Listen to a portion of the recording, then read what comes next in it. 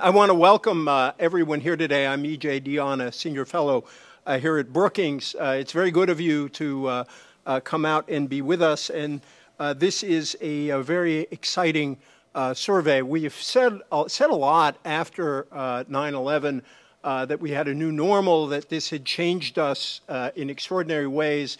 And in some ways it did. And this survey that you're about to hear more about talks about Americans' attitudes 10 years later. We feel more safe marginally, but we feel we have less personal freedom, less respect in the world. But in many ways, perhaps we didn't change, and indeed, some of the divisions among us before 9/11 have only been aggravated. One of the things that we will talk about a great deal are partisan and ideological splits that have spread from issues such as taxing and spending to issues such as what the meaning of religious tolerance is, where we stand on immigration, how we adapt to new groups. We'll be talking a lot about generational divisions in the country. We'll be talking quite a bit about immigration. I can't resist sharing G.K. Chesterton's observation that the United States has sought to make a nation, and I quote him, literally out of any old nation that comes along. We have always struggled over this. We have always, in the end, managed to bend toward inclusion. There's a hunch that my colleague Bill Galston and I draw out of this survey that we will again, but we have also struggled over this question, and there will be a lot about this struggle as we have this conversation. This survey and the report are part of an ongoing collaboration between the Public Religion Research Institute and the Project on Religion, Policy, and Politics here in the Governance Studies Department of Brookings. The survey was carried out by PRRI, and Bill Galston and I and all of us at Brookings remain grateful to Robbie Jones and Dan Cox and all their great colleagues for a collaboration that goes back to a survey we did that might interest some of you on the relationship between Christian conservatives and the Tea Party. All this is available at both of our websites. I also want to say that we are I want to welcome the C-SPAN audience, and I want to note that you can participate in this discussion by tweeting your question. It's hashtag diversity poll, all one word. I got that right, Christine, did I not? Yes, hashtag diversity poll, and Christine will be passing along your questions. So not only will the people here participate, but we hope all of you who are listening will participate. Thank yous often get left off at the end, and so many people worked on this. I just want to say right up front that we at Brookings want to thank Corinne Davis, Christine Jacobs, John Sao, and Emily Lucan. At PRRI, Shannon Craig Straw, Amelia Thompson DeVoe, Sammy Holquist. We also want to thank Camden Richards for some of the lovely charts that you see in this report. Here's how we will proceed. Robbie Jones will give one of his patented, copyrighted, brilliant PowerPoint presentations, which will give you a very good sense of what the survey actually found. That will be followed by Bill Galston. This report, as you'll see, comes in two parts. Bill will present the part that he and I worked on, and then I will separately introduce our respondents. We are truly blessed, if I may use that in the context of a poll that bears on religion, that we will be joined by Dr. Muqtadar Khan and Dr. Jose Casanova. Well, I can't think of anybody better to respond to a survey of this sort, but I will introduce them later on in the program. Right now, I will introduce Robbie and Bill, and Robbie will take it away. Robbie is the CEO and founder of the Public Religion Research Institute. He writes at Figuring Faith, a featured Washington Post on Faith blog, and is one of 6 members of the National Steering Committee for the Religion and Politics section at the American Academy of Religion. He holds a PhD in religion from Emory University and an MDiv from Southwestern Baptist Theological Seminary. So he is fully qualified across the board to offer the observations he is about to. My friend and colleague Bill Galston holds the Ezra K. Zilka Chair in Brookings Governance Studies program, where he serves as a senior fellow. He is also College Park professor at the University of Maryland. Prior to joining Brookings, he was Saul Stern Professor at the School of Public Policy at the University of Maryland and Director of the Institute for Philosophy and Public Policy. You can tell by the title of that institute that Bill knows everything there is to know about philosophy and everything there is to know about politics, and he probably knows a fair amount about baseball, too. We are very honored to have this collaboration with you, Robbie, and it's great that you're joining us here at Brookings again. Thank you.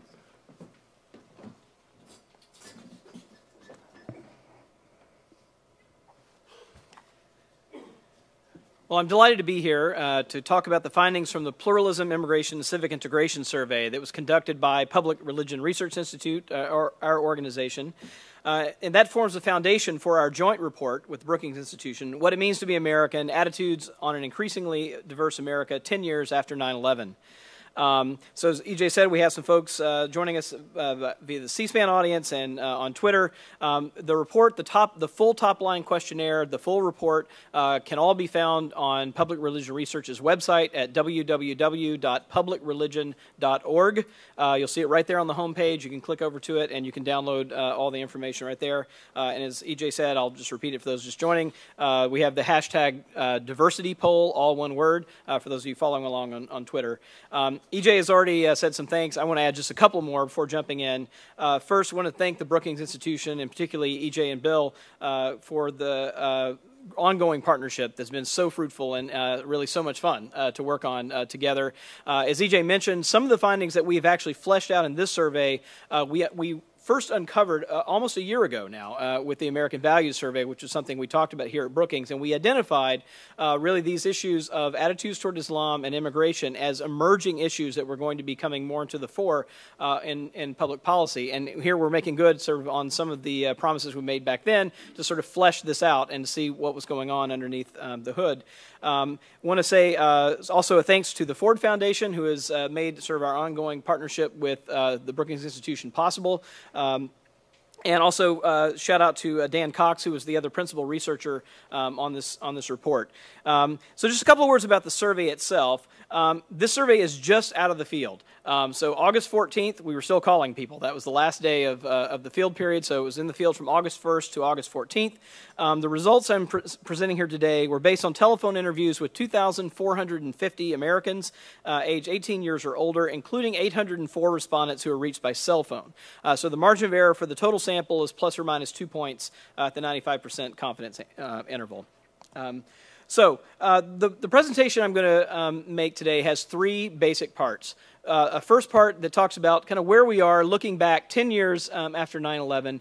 How do Americans perceive our safety, our reputation in the world, and issues of security, tolerance, and pluralism. And then the second part, I'm going to delve into views of Islam and views of American Muslims. The third part will deal with views of immigrants and immigration reform. So kind of three big parts. The key word here, I think, that you'll hear over and over are variations on a theme of wrestling. Americans are wrestling with fear, but on the other hand, they're also wrestling with acceptance, as EJ alluded to. And you'll see the tensions between these two things going on across a number of the findings. So, you know, Americans continue then to wrestle with issues of security, of tolerance, and pluralism, these issues that lie at the heart of what it means to be American. For example, Americans strongly affirm First Amendment principles and respect for difference, but as we'll see, they don't always, or we don't always apply these principles evenly or consistently, particularly with regard to American Muslims and current immigrants. And the powerful forces of political party affiliation, political ideology, generational differences, and importantly, television news media are fueling large divides in the country. So let's start with a little bit, the first section of 10 years after 9/11. Where are we? We found that a slim majority of Americans, 53%, say that we are safer today than we were 10 years ago. There are some modest generational, gender, and education differences on the question, but majorities of Democrats and Republicans say that we are safer today than we were 10 years ago. Now, compare that to the other two questions that we had 10 years ago, concerning 10 years ago. The first one here is, Do we have more or less personal freedom than we had 10 years ago? Overwhelmingly, 8 in 10 Americans say we have less freedom than we did 10 years ago. Very similar pattern on the question of respect in the world. 7 in 10 Americans say that we have less respect in the world than we did 10 years ago before 9/11. And one other kind of broad picture thing before I go into specific questions about Islam and immigration, Muslims and immigration, is this broad support we find for tolerance, for principles of the First Amendment, that is religious liberty and separation of church and state. The first one, we have near consensus on the question of religious books, and we had this this year, this kind of infamous event of a Quran burning, or threat of a Quran burning. It turns out that almost nearly all Americans say that all religious books should be treated with respect, even if we don't share the religious beliefs of those who use them. On questions of the First Amendment, religious liberty, separation of church and state, again, strong agreement. 9 in 10 say America was founded on the idea of religious freedom for everyone, including groups that are unpopular. And 2/3, even when we have the statement fairly strong, we must maintain a strict separation of church and state. 2/3 of Americans agreeing with that statement. So again, broad support for principle, but again, we're going to see some kind of inconsistencies in application, what it means across a number of groups, what it requires of us. So let's start off with some attitudes, and what we see about attitudes toward Muslims in society, some clear ambivalence here. We had a series of questions that asked about comfort levels with different kind of activities by American Muslims. There's majority support majority saying that they would be at least somewhat comfortable with Muslims doing a variety of activities. But as you can see, there's also a fair number of Americans saying they would have at least somewhat uncomfortable with a number of these activities. So going from right to left, a Muslim teaching elementary school has the highest level of support, about 6 in 10 saying they'd be at least somewhat comfortable with that, but 4 in 10 saying that they would be somewhat uncomfortable. The rest of the measures, a group of Muslim men praying in an airport, a mosque being built near your home, that one's obviously one that there's been a lot of news around this last year, and Muslim woman wearing a burqa, those are much more closely divided, and we'll see this play out across a number of issues. Here's a big picture question about whether Muslims are an important part of the religious community and sort of thinking about acceptance. 54%, a majority of Americans, say that Muslims are an important part of the religious community in the U.S. However, about 4 in 10 disagree, right? So still, a sizable minority disagreeing, although a majority agreeing. Another kind of question that's been in the news about Muslims wanting to agree or disagree, American Muslims ultimately want to establish Sharia law as the law of the land in the U.S. 6 in 10 Americans reject this proposition that Muslims want to establish Sharia law. So by a margin of 2 to 1, Americans disagree with the statement. However, again, 3 in 10, a sizable minority, agree with this statement. As we'll see later, there's also some very strong partisan ideological divides on this question. One other thing to note here is that in 2011 has been an enormously active year on this question. If a year ago it was the sort of Mosque and Islamic Center in Manhattan, this year it has really been the Sharia law. 49 bills have been introduced in 22 states to ban Sharia law. And what we've seen is there's actually been an effect that when we asked the same question back in February, only 23% of Americans agreed that Muslims wanted to establish Sharia law as the law of the land. That number's gone up to 30%. So it's still a minority, but the minority has grown just over the past year, probably not largely or somewhat in response to the activity on the legislative front in so many states across the country.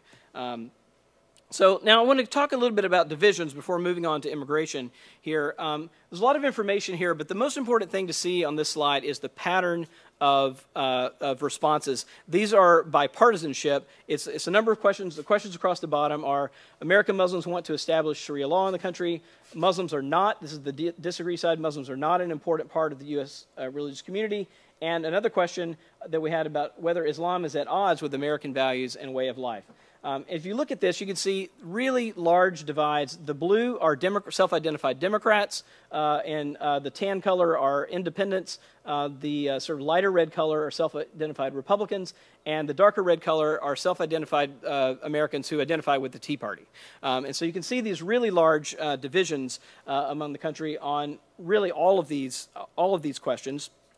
The other thing to note here, just two other things to point out, is one, that the divides are actually bigger, and particularly the negative side is bigger on questions about Islam than it is on questions about American Muslims. So this question on the right here is about whether Islam itself, is that the values of Islam are at odds with American values and way of life. 2/3 of those in the Tea Party, 63% of those who are Republican agree with that statement. Only 4 in 10 Democrats agree with that statement. This question divides most of the American community.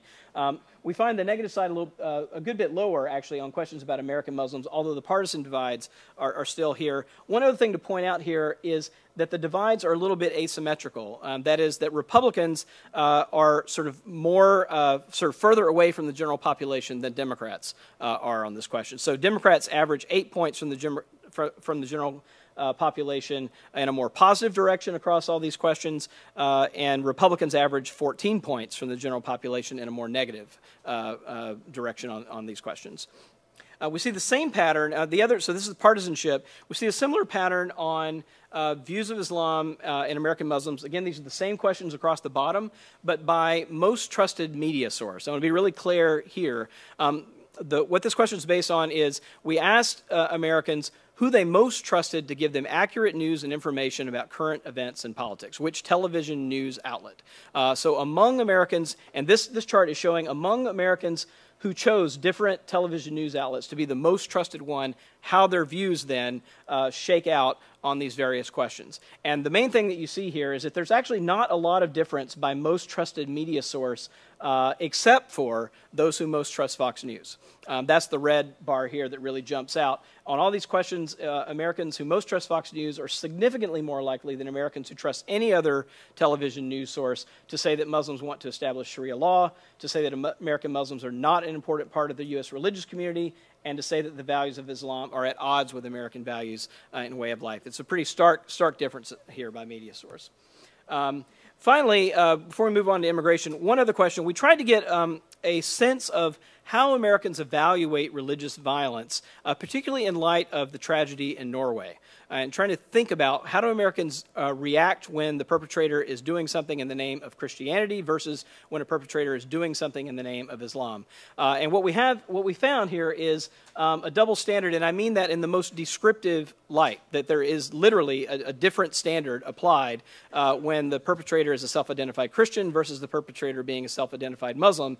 And the way it shakes out is this, that 8 in 10 Americans say that when a person commits violence in the name of Christianity, they are not really or truly Christian. So 8 in 10 just reject out of hand their claim to be Christian.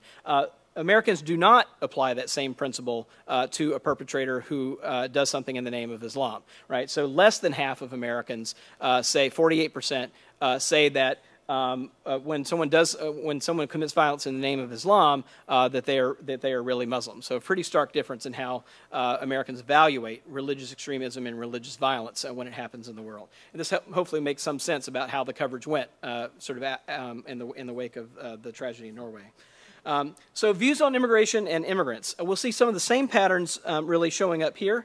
So similar to the kind of comfort slide I had earlier, we had a set of questions about general American attitudes about what they think about immigrants.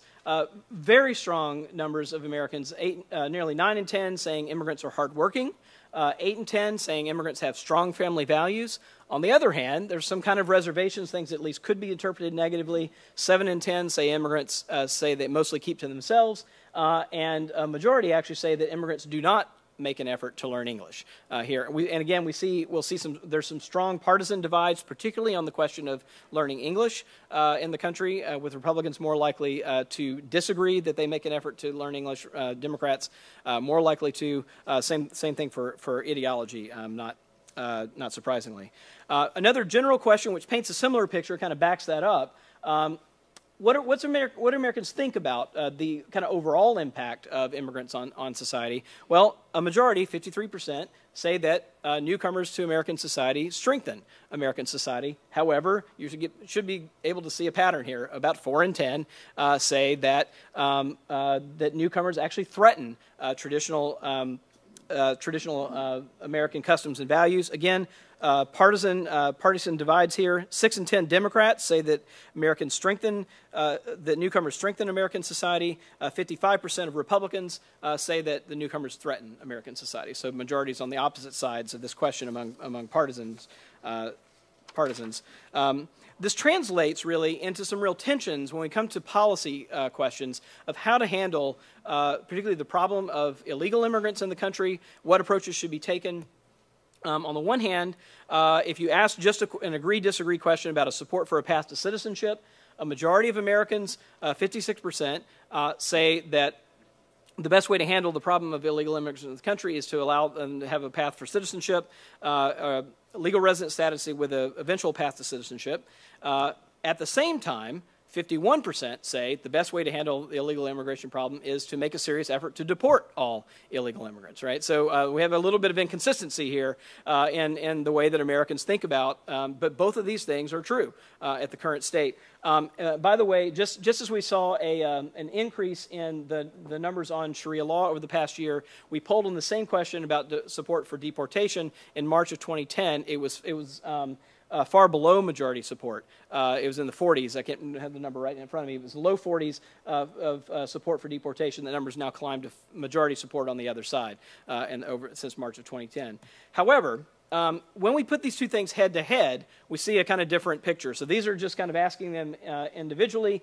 When we put them head to head with a presumption that the border would be secured on both sides of the question, and we sort of ask respondents to choose head to head in a question, which do you think is the best way?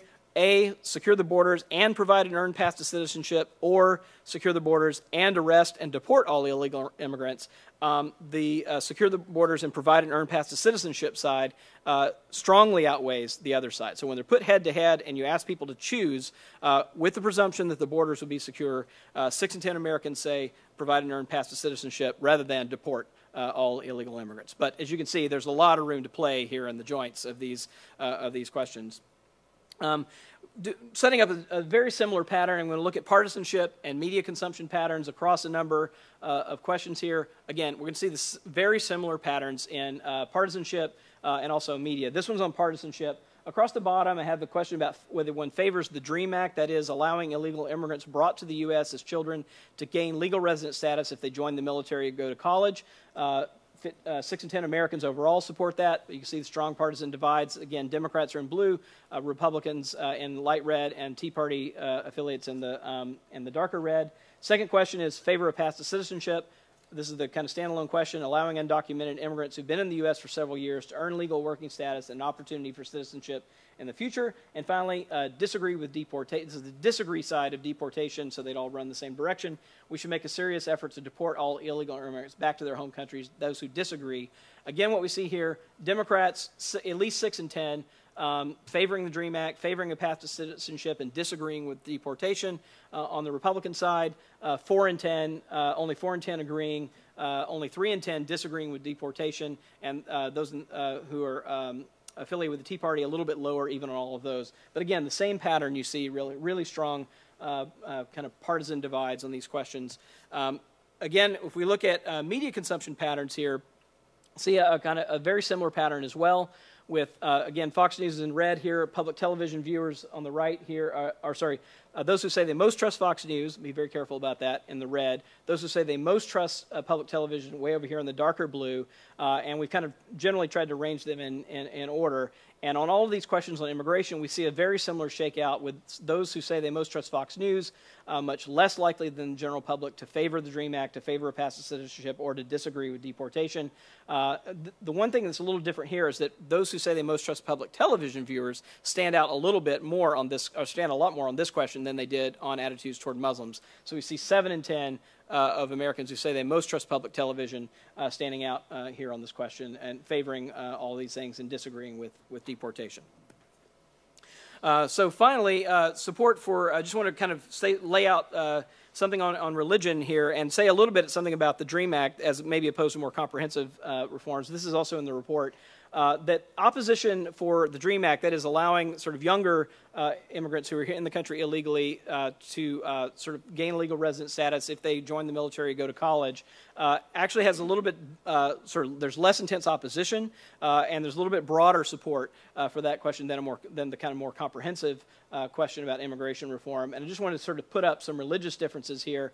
And what we see here is that all religious groups in the country, with the exception of white evangelical Protestants, support the DREAM Act. White evangelical Protestants stand out as being a slim majority in opposition to the DREAM Act. Okay, so one slide for the road ahead, and then I'll turn it over to Bill Galston, is what happens when we look at the millennial generation? What do they seem to suggest about how that generation may resolve or push Americans to resolve some of these conflicts?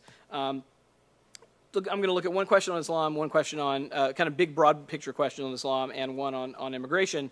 On this question about whether Islam is at odds with American values in public life, if we look at the contrast between millennials and seniors, you basically see they're on opposite sides of this question. So with millennials, those are Americans 18 to 29 years of age. Those are people who were sort of as young as 8 10 years ago, right, in 9/11, and they were ages 8 to 19 10 years ago. So kind of came of age at that moment in that era. And so they're majority in support of or majority disagreeing with the statement that Islam is at odds with American values, whereas seniors agree with this statement. And on the question of kind of a big picture question on immigration, again, the difference is even starker here, that 2/3 of millennials nearly say that newcomers to the U.S. strengthen American society, while a slim majority of seniors say that immigrants threaten American society and traditional values there. So, one thing to say, again, to kind of go back to I think the big picture questions, it really is Americans wrestling, I think, between fears and acceptance. All right, and we see this on the front of immigration. We see this on the front of the place of American Muslims in society and attitudes around Islam. We also see, I think, some indication here that the millennial generation may have a little bit of a different take than older Americans and may influence where we go from here. So with that, I'll turn it over to Bill.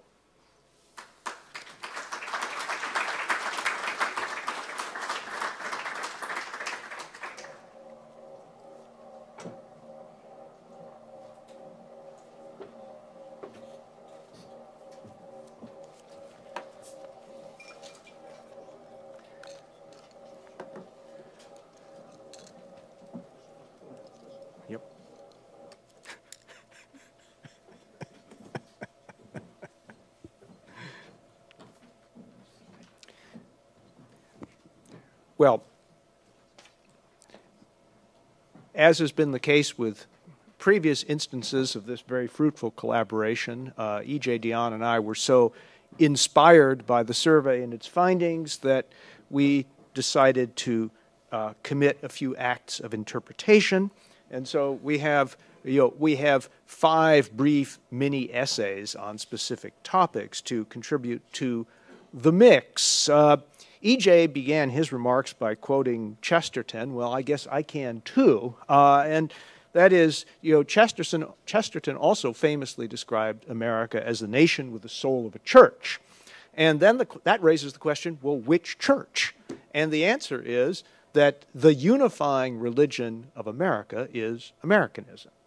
And so the question is, how do you get to be a member in good standing of the American church? And who decides? And how capacious are the boundaries of the American church? And that essentially is the question that this wonderful survey probes. And let me make 5 points in 10 minutes. First point, the United States is committed at its core to the idea of free exercise of religion and respect for diverse faiths.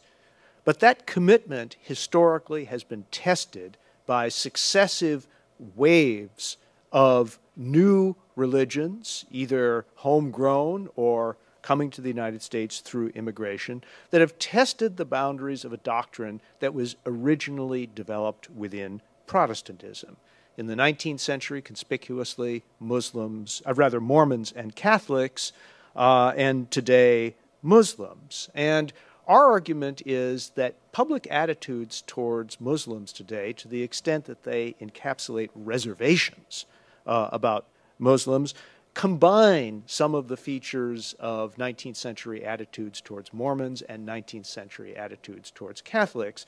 The opposition to Mormonism was less theological than it was practice-based. There were specific Mormon practices, particularly polygamy, which the very first platform of the Republican Party in the 1850s described as one of the twin relics of barbarism, slavery being the other. In the case of Catholics, it was more theological and doctrinal.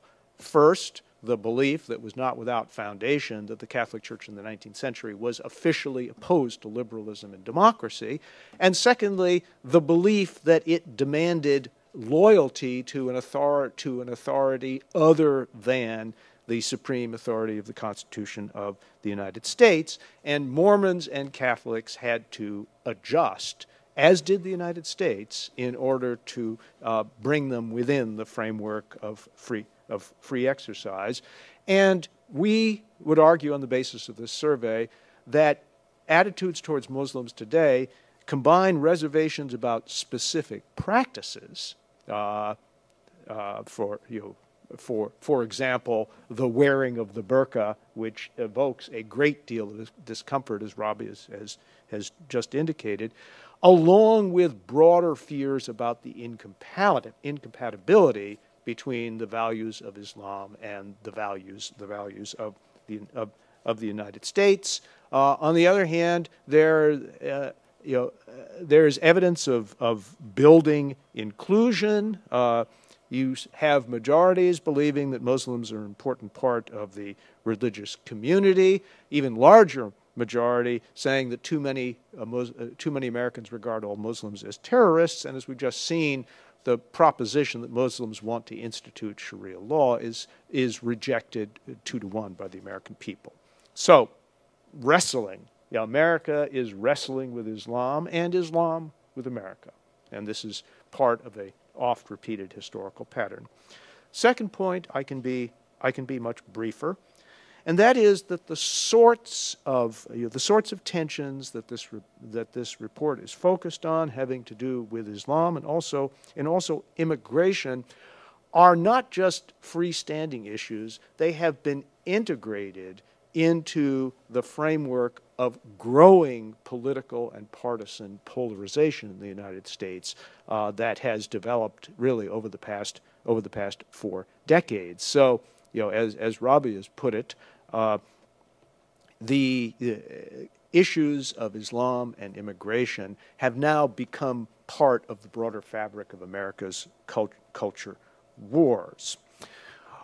With regard, and this is my third point, to immigration, there's a very interesting tension revealed in this survey between, on the one hand, a diffuse majority in favor of fairly capacious and comprehensive immigration reform, but on the other hand, an intense minority that opposes it. There is more intensity on the against side than there is on the favorable side, and American party politics, political institutions, have a way of giving disproportionate influence to intensity, and that has to do not only with party primaries, but the fact that if intensity tends to show up among those parts of the population that are disproportionately likely to participate in the political process from the word go,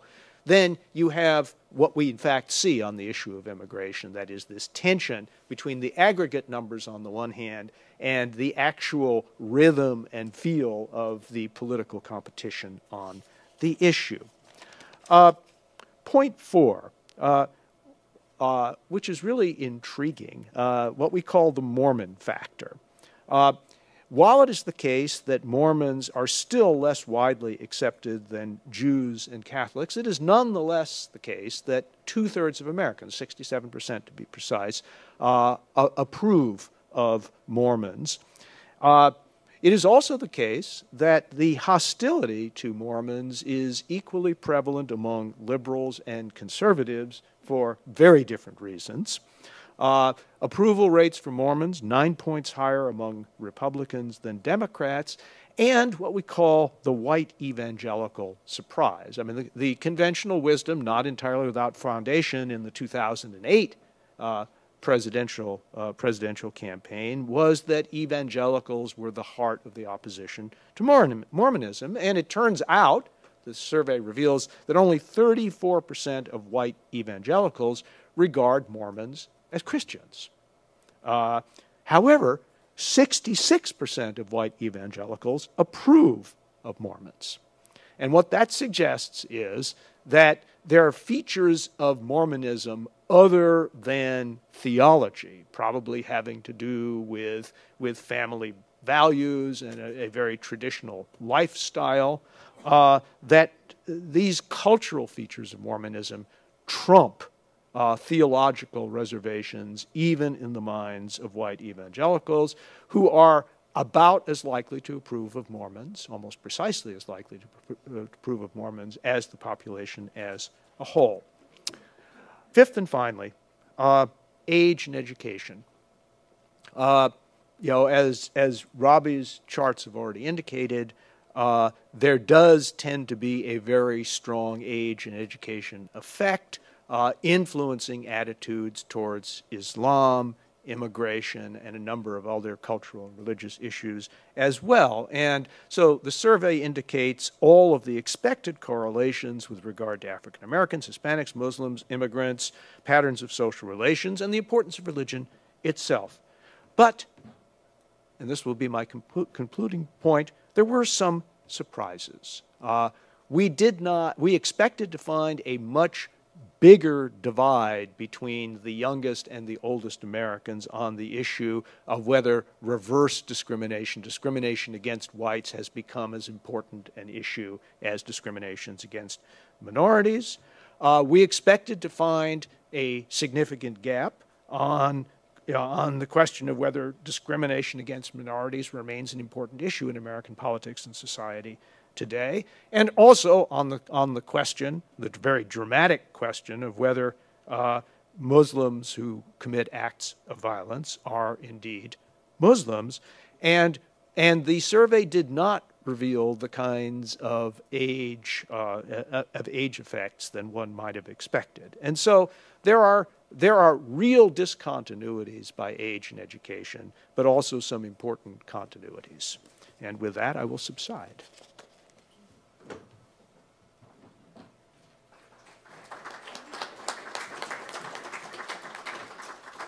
Thank you very much, Bill. If I could just reiterate to our audience that if you want to ask a question or post a dissent, it's hashtag diversity poll. I think we might, Christine, begin with one of our questions from outside the room when we get to the Q&A. I'm grateful to Robbie for mentioning the Ford Foundation as supporting both of us, and I particularly want to thank Sheila Devaney, who's been a real friend to us.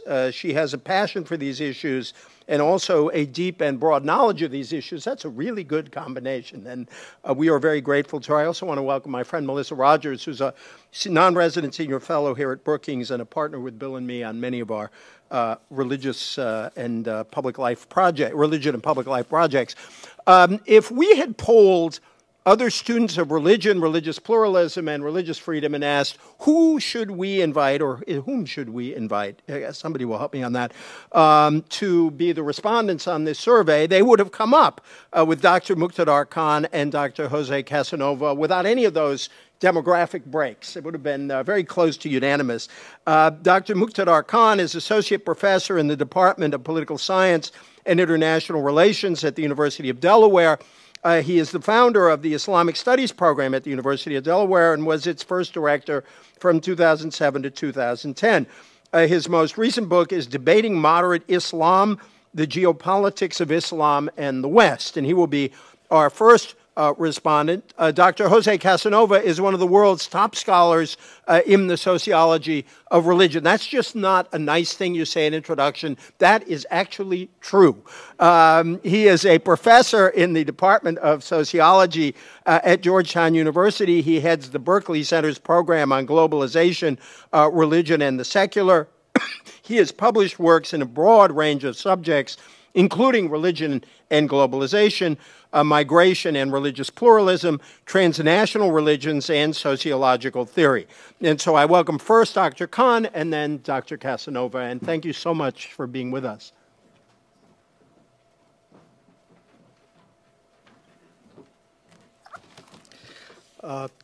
Thank you, EJ, and thank you, Robert, for inviting me to this exciting discussion. I'm also delighted to be back at Brookings. I used to be a fellow here for a long time. There are several such surveys that are coming out about Muslims and Muslim attitudes about America and about American attitudes towards Muslims. And for me, who is consuming all of these surveys, it's an emotional roller coaster. I looked at a recent survey by Gallup, which says that 80% of American Muslims approve of Obama. Maybe they're not reading the news. 66% of American Muslims say they are thriving and they are happy to be here and they are doing better than anybody else. And in terms of religious tolerance towards others, American Muslims score more than anybody else, just 1 point above Mormons in the US. That made me very happy. And then I looked at the survey and I'm really very depressed. But let me tell you the good news first. The good news is that regardless of the nature of the favorability that is reported, it has become obvious that attitude towards Islam and attitude towards Muslims has become a constitutive element of American identity.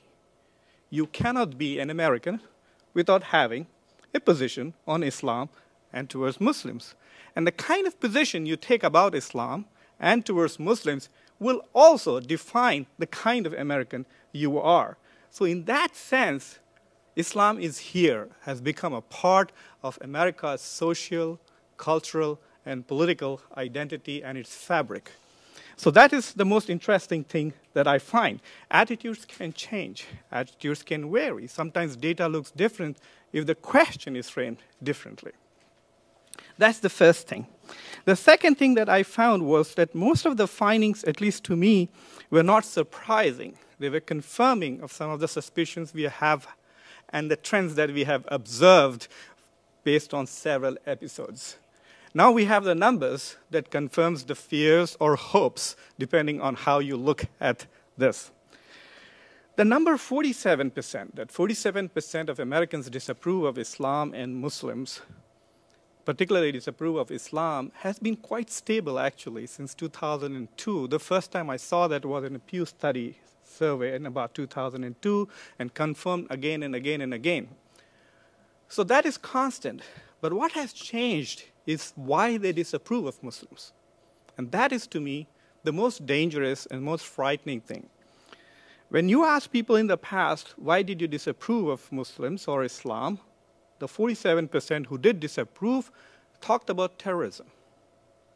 Now they talk about Sharia.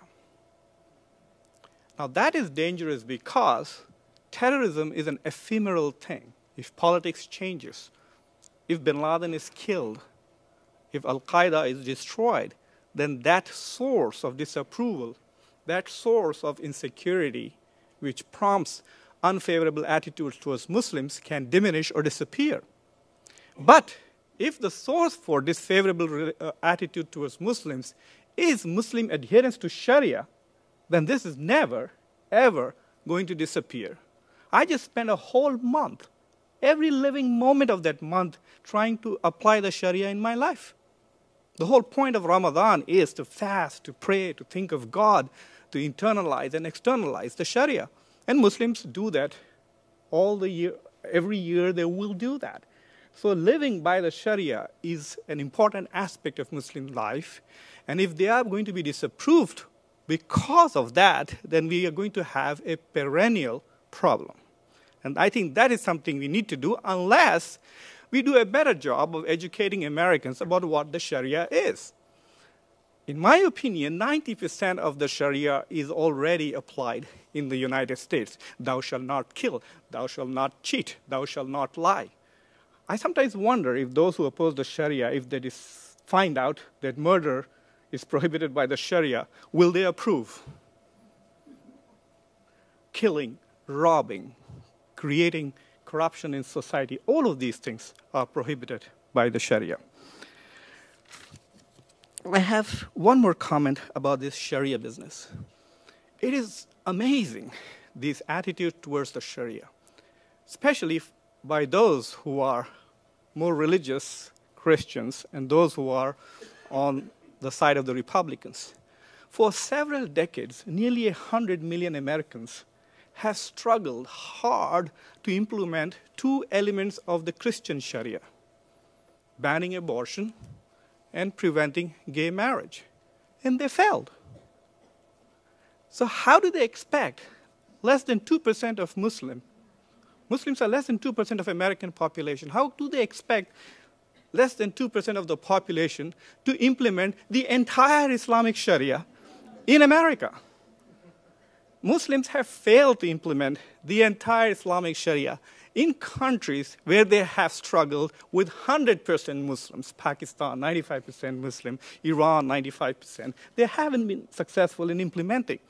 The point is really that Sharia is just a prop, an attempt to say, we just don't like Islam, and Muslims, I don't know and I don't care.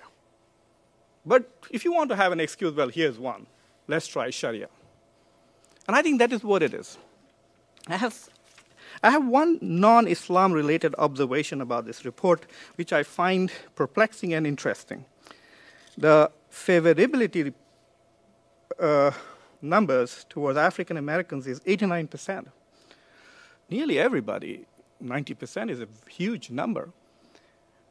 So why is race an issue in this country? Why do people feel that there is institutionalized discrimination in this country? And what it tells me is that maybe there is no connection between favorability and institutionalized discrimination.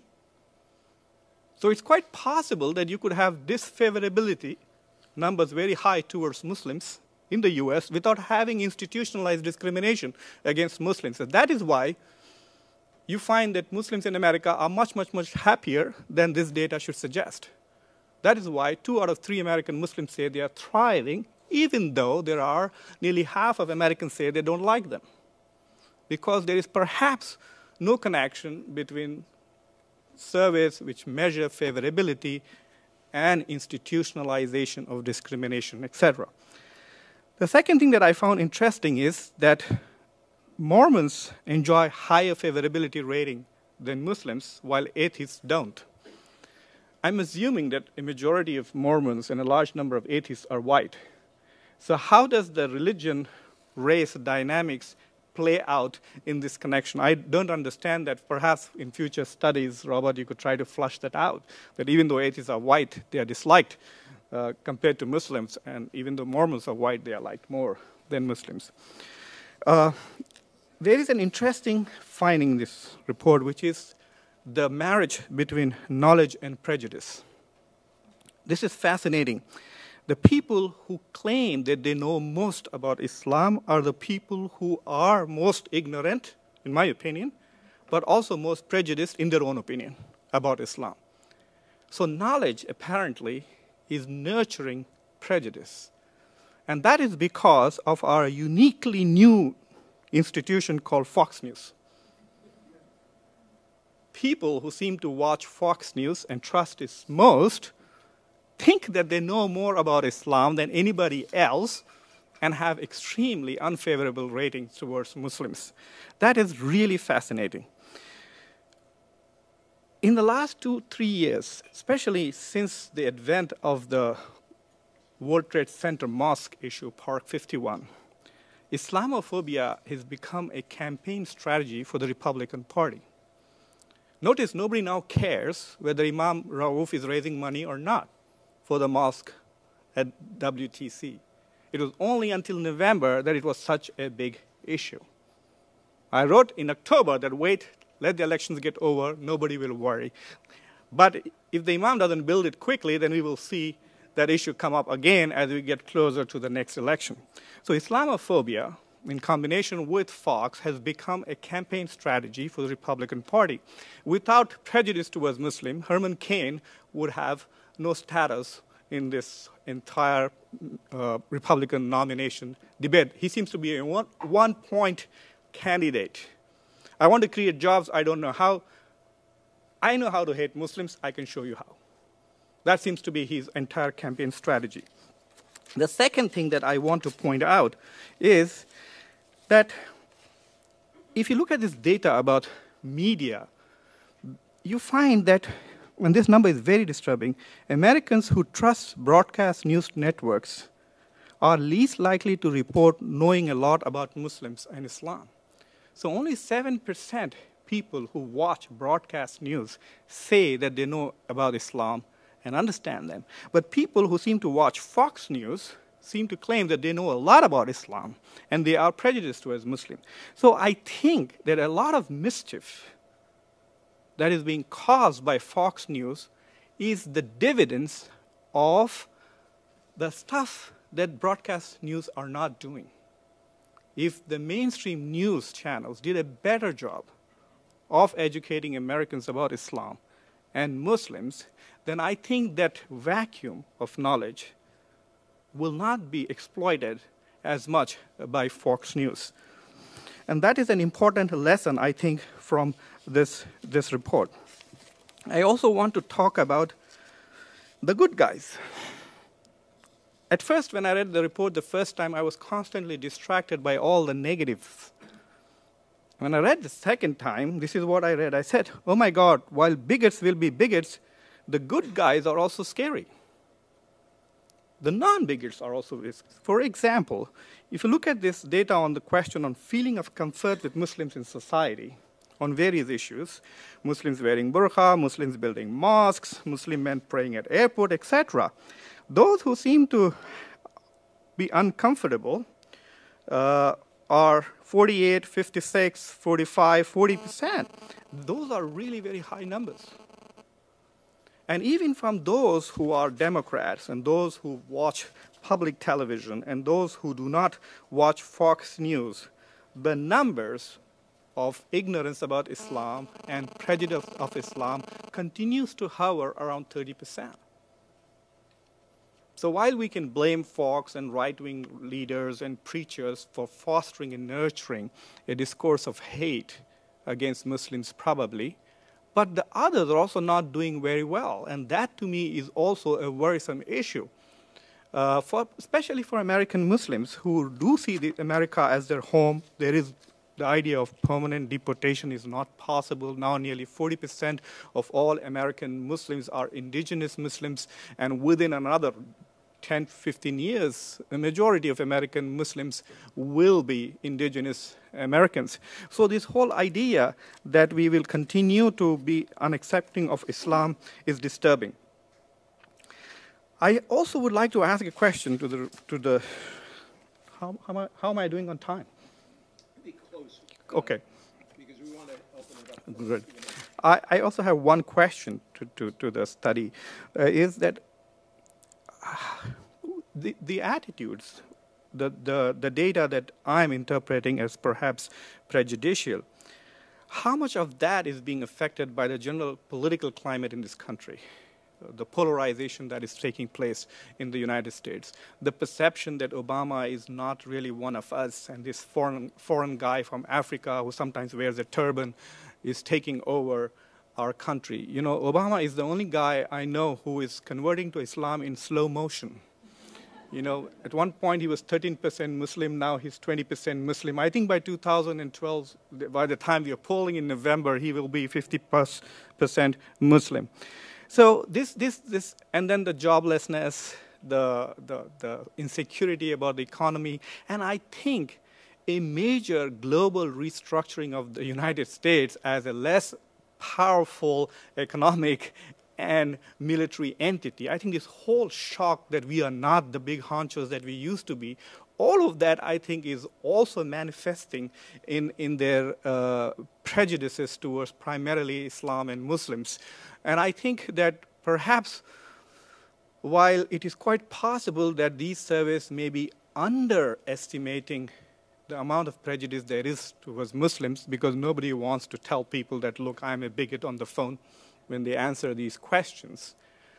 But even though they might be underestimating the prejudice against Muslims, it is also quite possible that it is superficial and is reacting to the current economic and political environment. And I think that once things get better, these numbers will get better too. Thank you.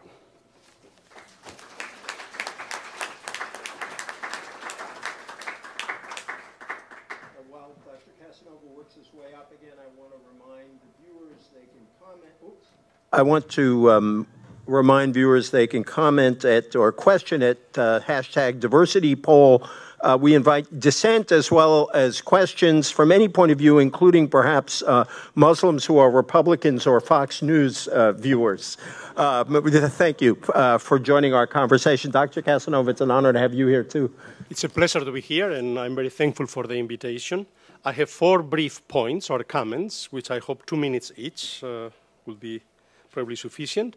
First, the relation between private opinion and public opinion. What we actually call public opinion is privately held opinion made public by such surveys and pollsters as this one. So the question is, what is the relation between private opinion and public opinion? Does private opinion change by being made public? And what are the reinforcing loops between media, private prejudices, both in the positive sense of prejudgment that we need to know anything, but also in the negative sense of not right views of things? So what is most striking in the survey results is the striking reinforcing loop between media, the media we watch, and the prejudgments we have. And especially, of course, this comes extremely striking in the case of Fox News. And one question I have is, do we have any evidence that when public opinion is made public, ever leads to changing our prejudices? Or are we only reinforced when we see ourselves already in certain groups? I'm a liberal, so I see myself, I have the right liberal attitude. I'm a conservative, so the public opinion results only reinforce that I belong to the right group. It's very interesting. I don't think that ever public opinion exposure leads to changing prejudices. And this, of course, is a very interesting issue. The second point is the striking coincidence between views, opinions, attitudes, prejudices toward Muslims and towards immigrants. The striking consistency across all groups in America, religious groups, white evangelical Protestants, Catholics, black Protestants, but also liberals and conservatives. They have very similarly favorable or unfavorable view toward Muslims and towards immigrants. And this is striking because in America, Muslims and immigrants are 2 radically different groups. Unlike in Europe, where Muslims and immigrants are one and the same group. Most immigrants are Muslims, and most Muslims, almost all Muslims, are immigrants. In America, Muslims are a very, very small proportion of immigrants, and even 1/3 of Muslims are not immigrants, but African-American Muslims. So the fact that the 2 groups are put together is in itself interesting. Imagine if actually they would be the same group.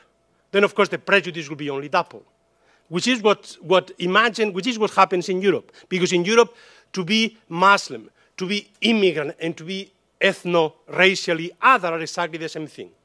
Imagine if in the 19th century, blacks and Catholics had been the same group, that most Catholics were blacks and most blacks were Catholics. Or imagine today, most Muslims were Hispanics and most Hispanics were Muslims. Then, of course, the prejudice will be, the nativism will be, of course, very, very striking.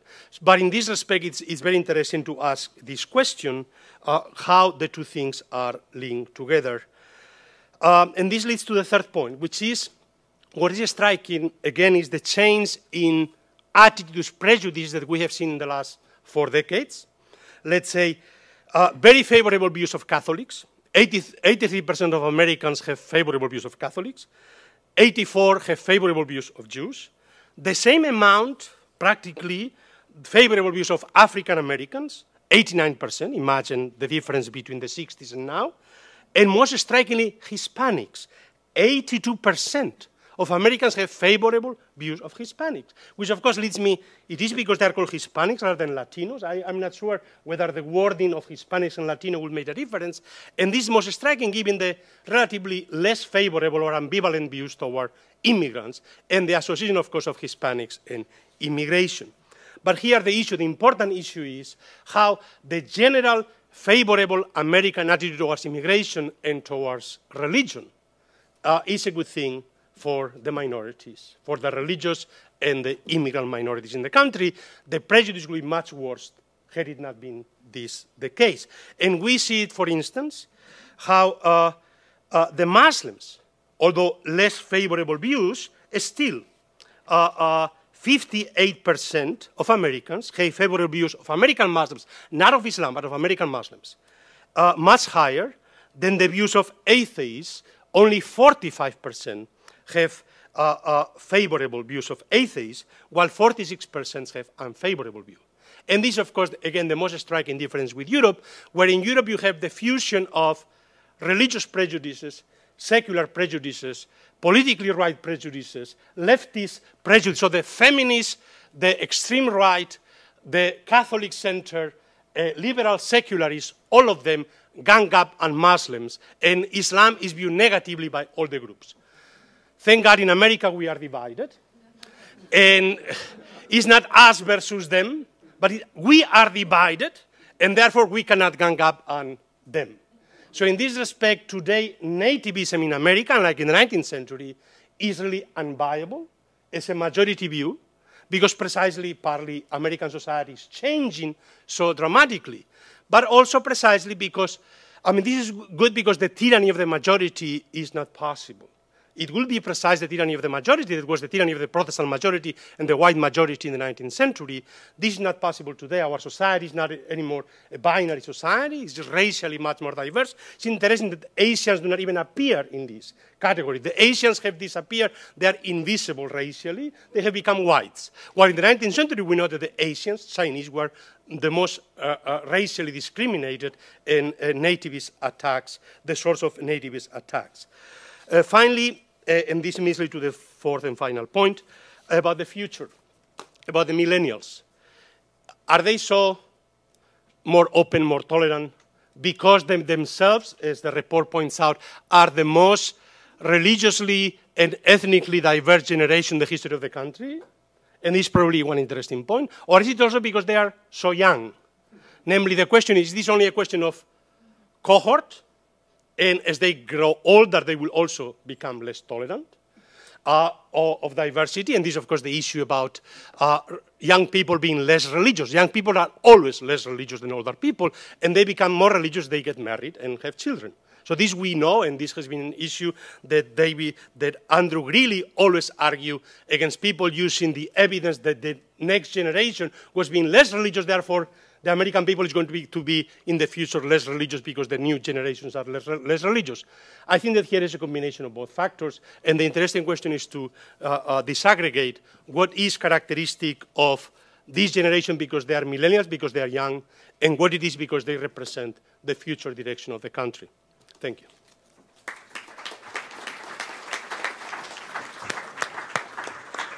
Thank you so much. I had this philosophical question that crossed my mind, Professor Casanova. If someone expresses a private opinion in a forest and there's no pollster around to record the view, is it public opinion? What a wonderful presentation to both of you.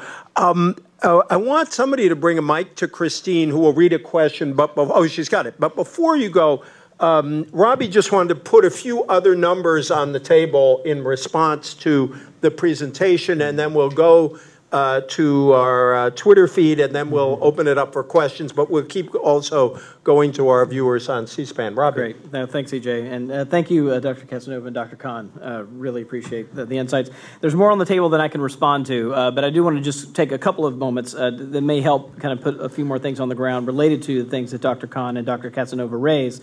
One is the source is about knowledge of Islam in particular, and knowledge about the beliefs and practices of Muslims. The source of knowledge matters, right? Interestingly enough, Dr. Khan said, and it is true, that that those who say they most trust Fox News report knowing more than those who trust some other news sources. However, on this question, we actually have two groups that say they know more than others, and the other group is public television viewers, right, who tend to be on the opposite end of the opinion spectrum on this particular question.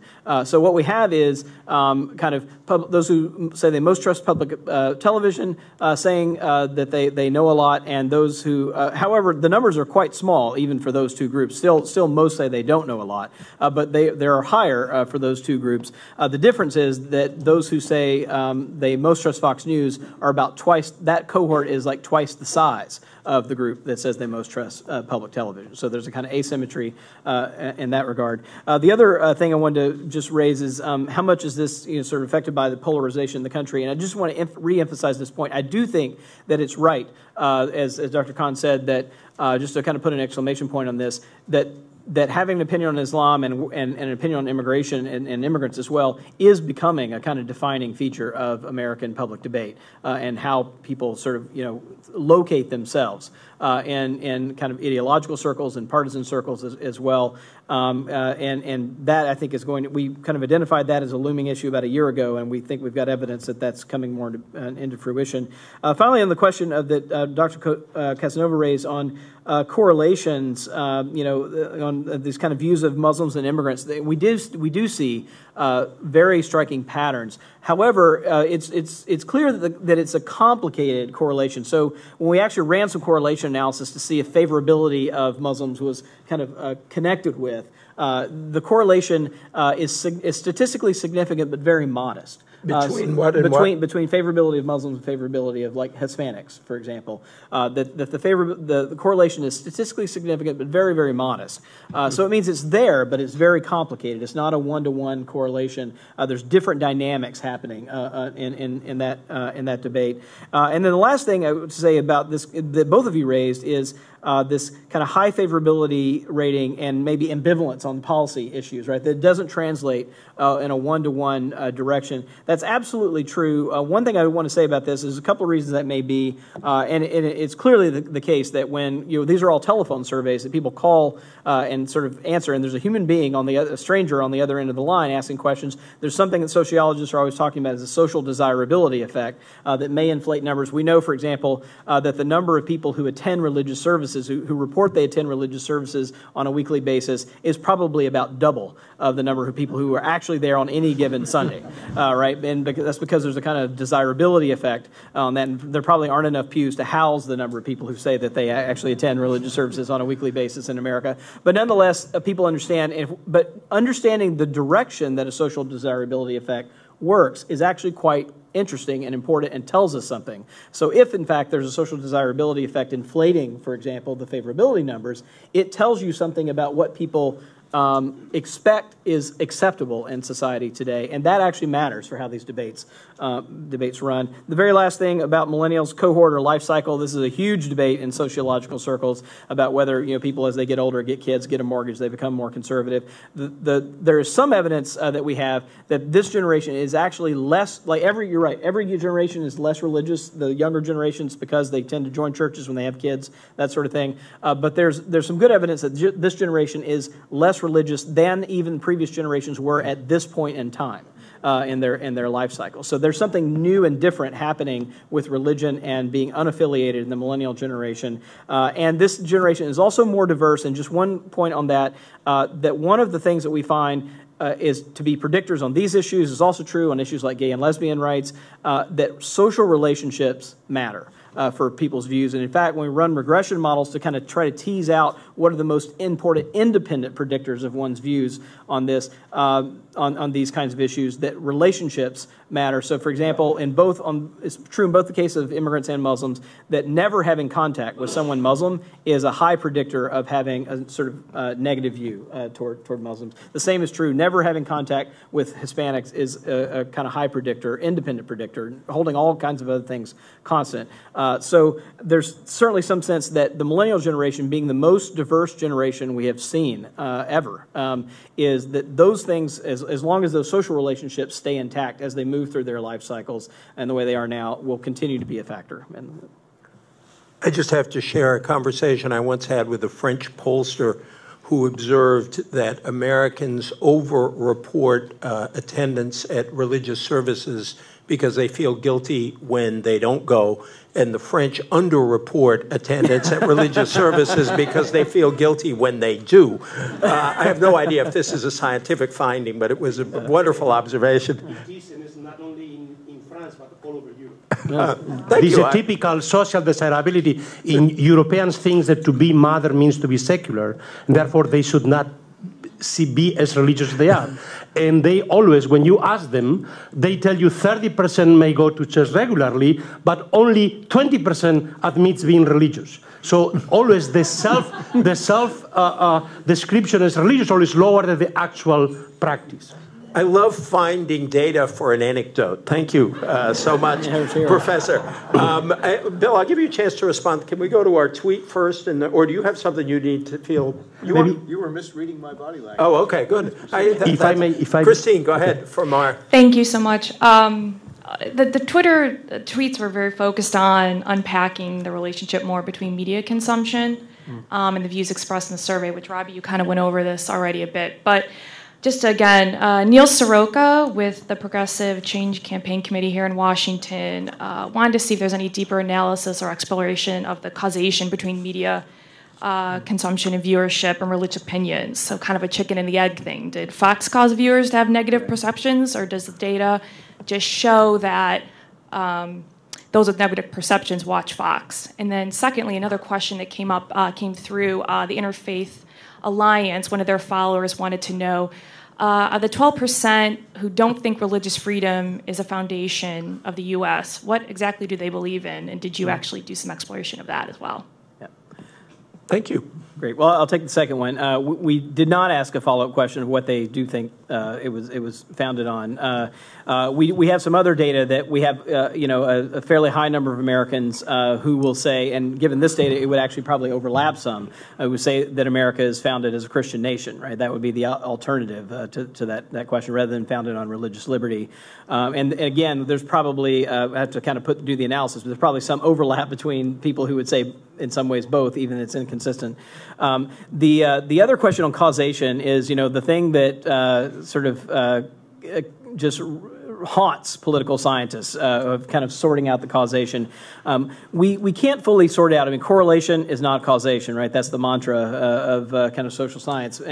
But what we can say, the closest step we can do is we did run some regression models to at least tease out whether there were kind of other intervening variables that were somehow explaining it. For example, You're talking about the Fox News. Sorry, it's the Fox News. Sorry, I'm back on the media question about whether media influences views, or whether people who already hold certain views gravitate towards certain media because they hold those views and they're going to get them reinforced. We can't fully sort that out at all. And just, again, to be clear, our questions are about most trusted media sources, not about frequency of use, but people who say they most trust this television news source. But what we can say, just on the Muslim side, is that when we run some regression models holding a lot of other demographic variables constant, what we see is that trust in Fox News does show up to be a solid independent predictor of views on Muslims and views on Islam, and that's holding constant, being conservative, being Republican, region, gender, education, a bunch of other demographic variables like that. That still doesn't sort out the issue of causality, but what it does sort out is that it's not some intervening variable actually explaining that it's actually there's actually watching Fox News, or sort of most trusting Fox News, is an independent predictor apart from. In fact, it's twice as powerful as any other thing in the model, including being conservative, living in the South, and other kinds of things that you might think of that would be strong predictors. Can I quickly add something? Yep. One of the interesting things about Fox is that the second biggest owner of Fox is a Muslim. Prince Al-Walid of Saudi Arabia. So that's an interesting factor. For him, it's a profit-making enterprise, and then he gives $20 million to various universities to combat what Fox is doing.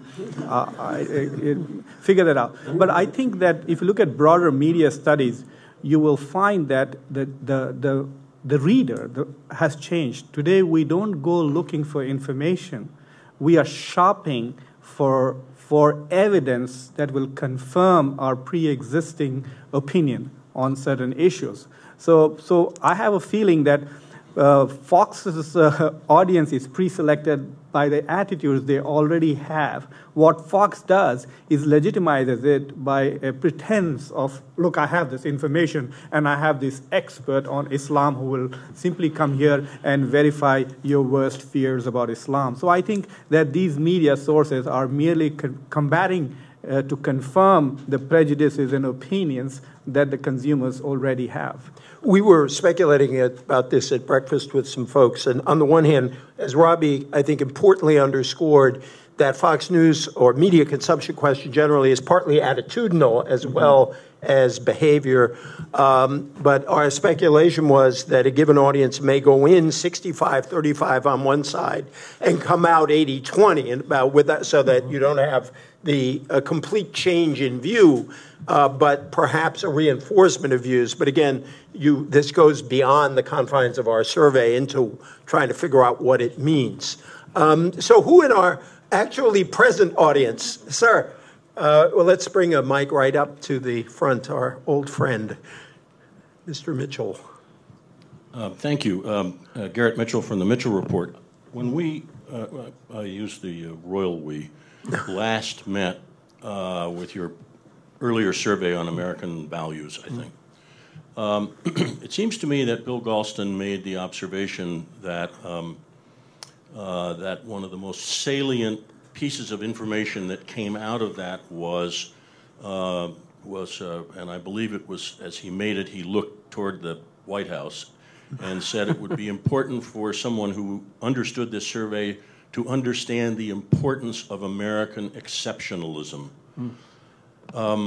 Today, and by the way, there seemed to be some moves by the president shortly thereafter that suggested that maybe he had understood that. So today, Bill begins his presentation by quoting Chesterton, "America, a country with the soul of a church," and then said then that church is America or Americanism. And I wonder if you could flesh that out a little bit for us. What does that mean, and whether that's directed at the White House or candidates in other parties? What's the takeaway? What does that really mean? You will take that exceptional question right now. How much time do we have? Let me be inadequately brief, but I will stay very close to the survey itself in an effort to answer that question. As EJ and I reflected on the survey, thinking about our essays, we narrowed a very rough and ready answer to your question down to 3 propositions.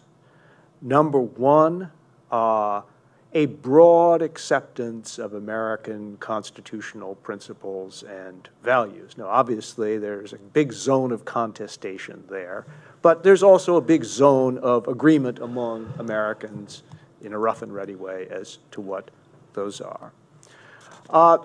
Second is buying into the American dream, however temporarily counterfactual that commitment may be, in the sense that people who want to become Americans are expected to embrace the values of hard work, personal responsibility, family responsibility, contribution to your community, etc. That general basket. And third, you are expected to accept one of the principal symbols and practices of American unity, that is the English language. And so the finding in this survey that a lot of non-immigrant Americans have reservations about a lot of immigrant Americans on on the grounds that they stick to themselves and don't learn English and are seen as forming enclosed communities. That is a big problem. So those are three propositions about the religion of America being Americanism that I think are completely consistent with the findings of this survey. And let me take the opportunity to draw out some of the implications of the parallel that EJ and I drew between the position of Catholics in America in the 19th century and the position of Muslims today.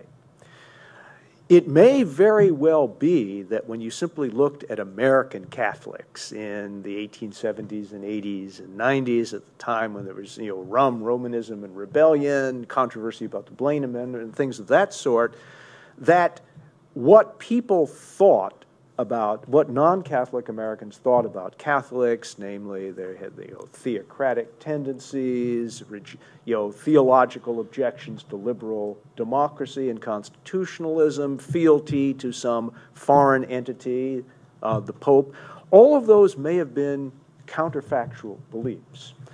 Nonetheless, American Catholics took those negative sentiments seriously and did their part to rebut them.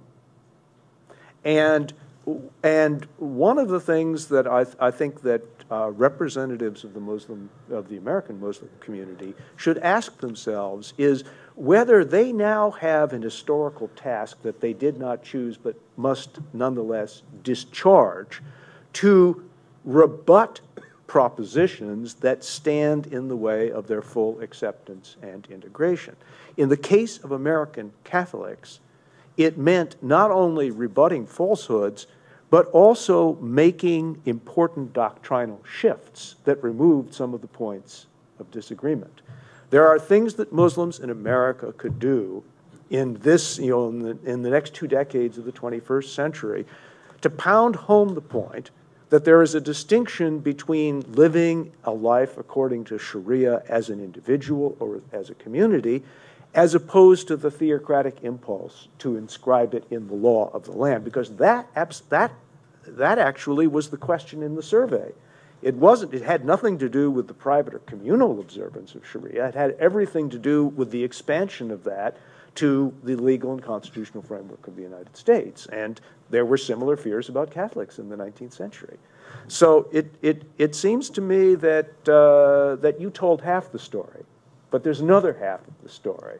There is a reciprocal responsibility on the part of the Muslim community. And I'm making that point especially because I am struck, as a student of American history, by the fact that the reaction against American Muslims after 9/11 was not nearly as severe as the reaction against Japanese Americans after December 7th, 1941.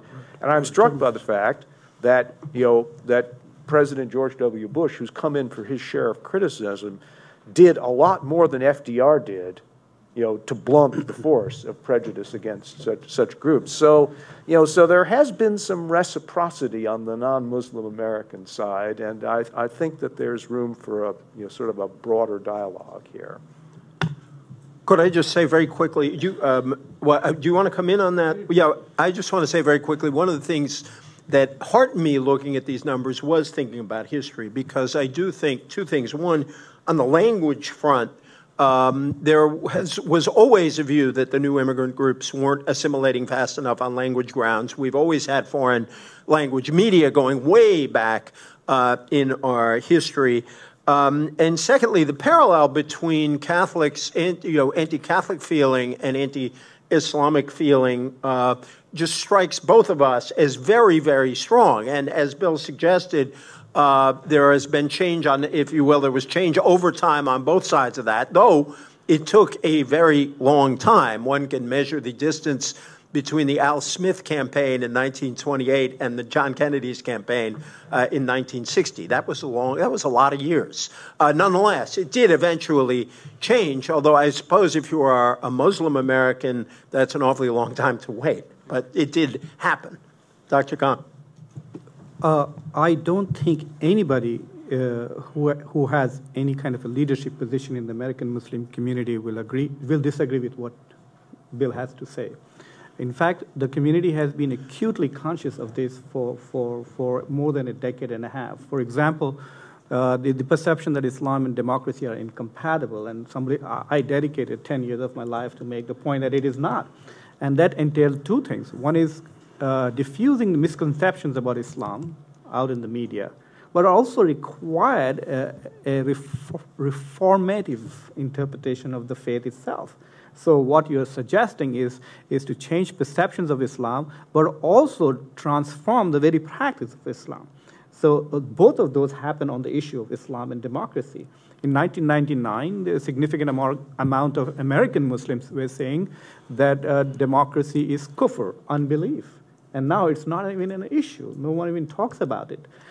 Similarly, there are other aspects of which this is not the place to discuss Islamic reform, but American Muslim leaders and imams and thinkers have been working incessantly on this issue. What is the challenge is that the community is small. The media scrutiny as a result of 9/11 is extremely intense.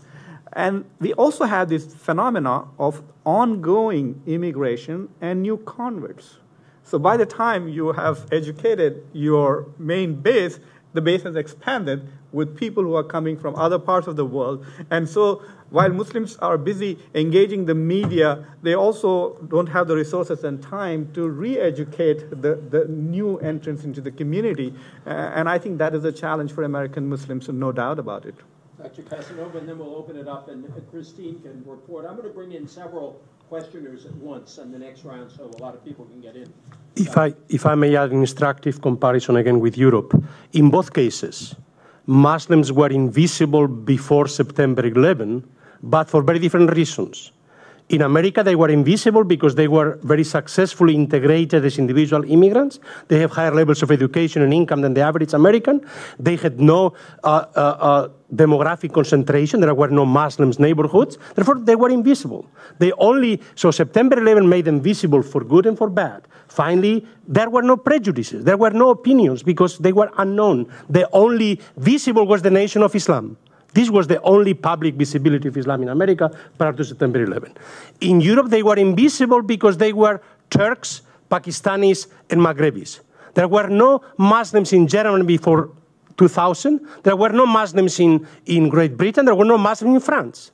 They became Turks, suddenly became Muslims. Pakistanis became Muslims, and Maghrebis became Muslims. Today, there are no Turks in Germany. There are only Muslims, while before there were only Turks and no Muslims. This is a very interesting comparison. So there were very clearly prejudices against them as ethnic groups, but not as religious groups. Now it has changed, and it's the prejudice against Islam itself that has become the most important characteristic.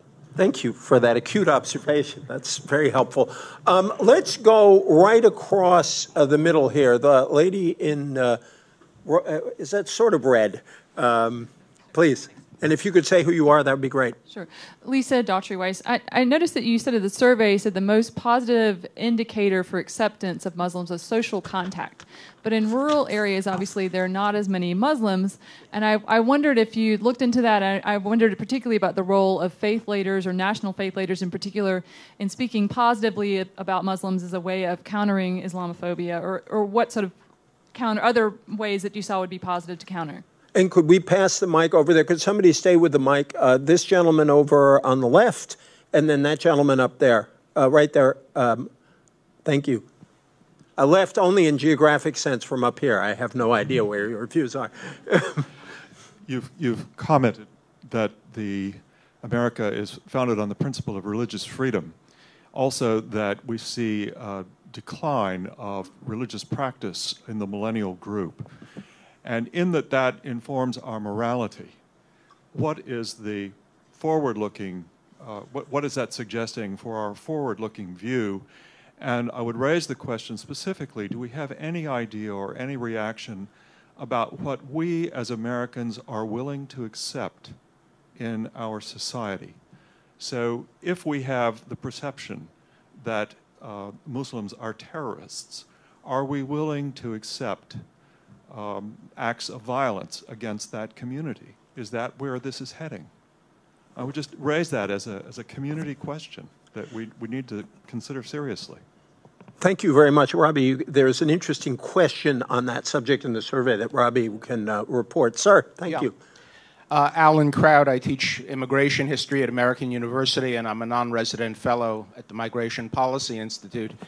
I'm wondering whether or not you've taken your data and contextualized it with other opinion data of an earlier era. For example, a lot of the questions you ask and the responses you got are remarkably similar to some of the Gallup polls that were conducted about Jews in the late 1930s.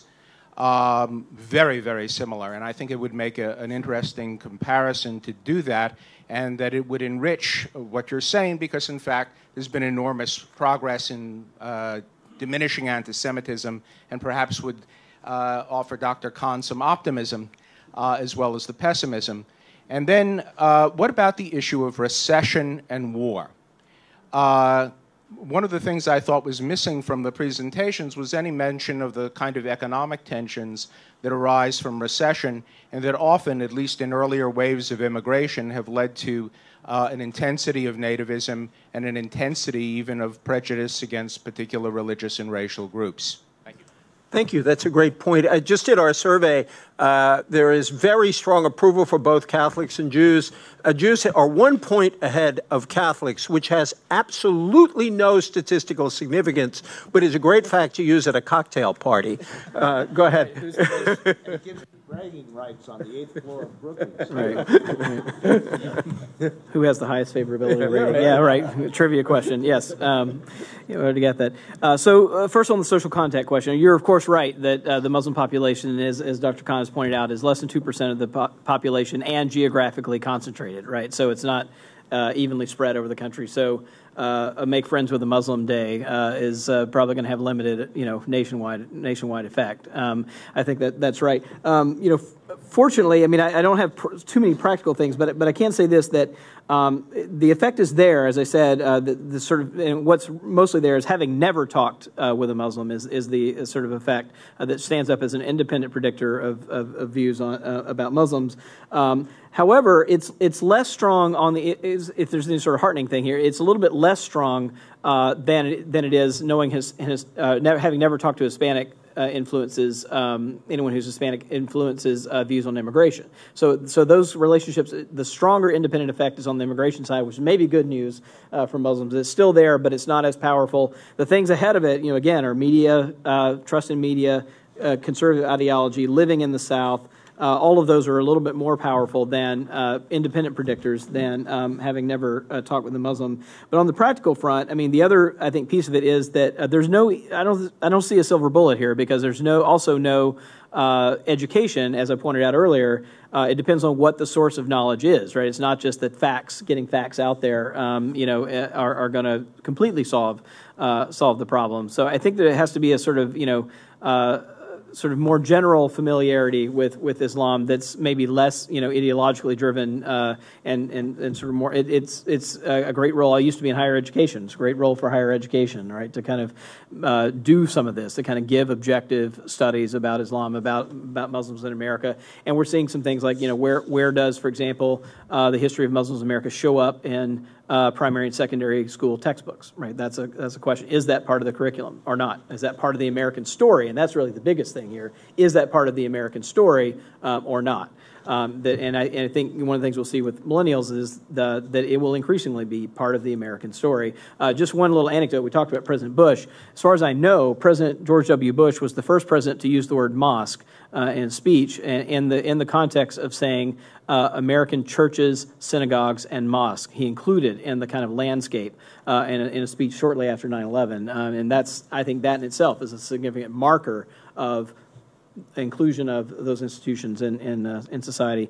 On the question of Gallup context, you're absolutely right. The survey just came out of the field August 14th. So on academic timeline, we are sprinting to get the results out. But you're absolutely right. Kind of doing that kind of contextual thing would be really, really interesting and kind of really nail down the points. But EJ and Bill actually make these points quite well, not with data, but sort of make the points in the essay in the section that they write. We don't have trends on recession and war. I wish we had longer trends on these particular questions to be able to sort that out. On the millennials' point being less religious, I want to make one quick thing here.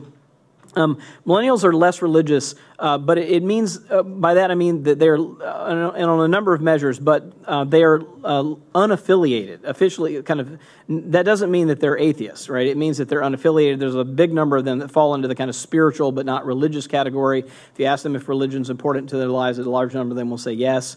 So they're not sort of anti-religious. I want to be kind of clear about that. They're kind of unaffiliated, formally unaffiliated. This generation is not joiners anyway, but it's a sort of less hard stance. It's not an anti-religious stance at all. It's a sort of not being formally affiliated with religion. And EJ, there was one other question on the table. There is point on the social contact thing. Yes, just one more. Sure. Just one more quick point. The question in the survey that too many the question in the survey that too many Americans believe that Muslims are terrorists, something like that. If you could just report the number, which goes on, if you will, the positive side of the ledger in terms of views, but still is split. I didn't find it in flag. the. It may not be here. So let me locate that. You can take the other point. I'll give it to you. I had a very interesting conversation with a colleague of mine who was talking about Muslims and violence in the Philippines, and he kept saying, but our Muslims are not like that. And I said, what do you mean, our Muslims? And he said, I mean American Muslims. I said, they are our Muslims? And he said, yeah, I understand what you're trying to say, but let me tell you that even those who don't know Muslims would like to say that our Muslims are better than Muslims in Europe, and our Muslims are not like the Muslims of Iran. So even those who have had no contact with Muslims will be predisposed to having a slightly positive attitude, relatively speaking. But all surveys clearly show that anybody who knows a Muslim personally has very positive views about Muslims and does not have strikingly high unfavorable views about Islam.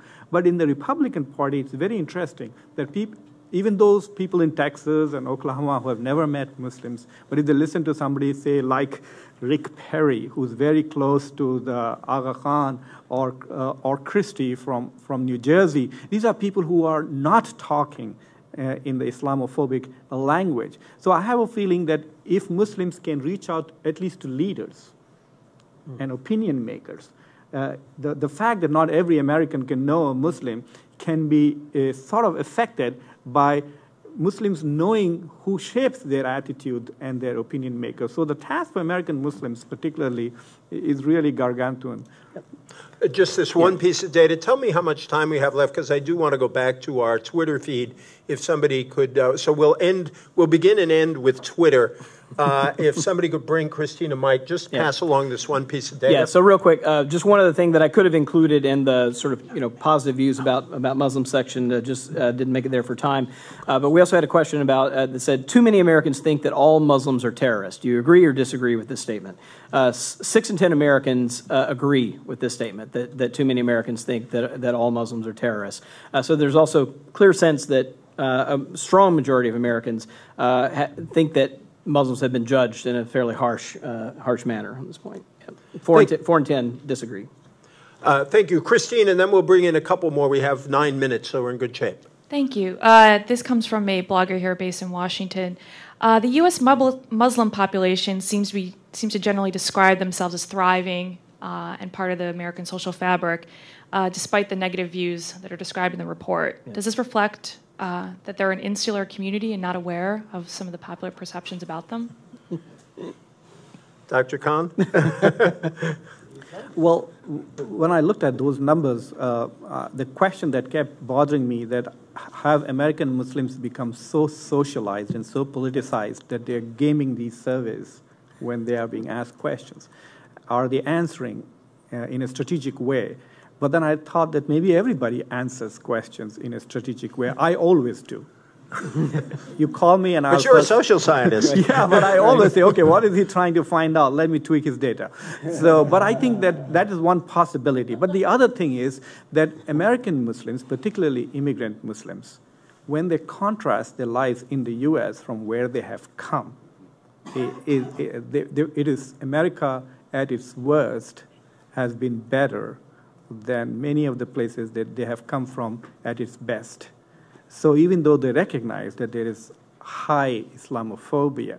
See, the worst thing that can happen to you is being asked to get off a plane, or someone giving you a ticket when you don't deserve it, or a condescending remark. And if you're illegal, then you get locked up, but that's a different issue. So, but back home in many of these countries, you could be tortured for a similar non-offense. So for American Muslims, especially the immigrants, realize that they are doing financially better, and they are doing very well on the scale of discrimination. And plus, all Americans, Muslims, realize this, that they are free to practice the kind of religion they want in America, as opposed to other Muslim countries.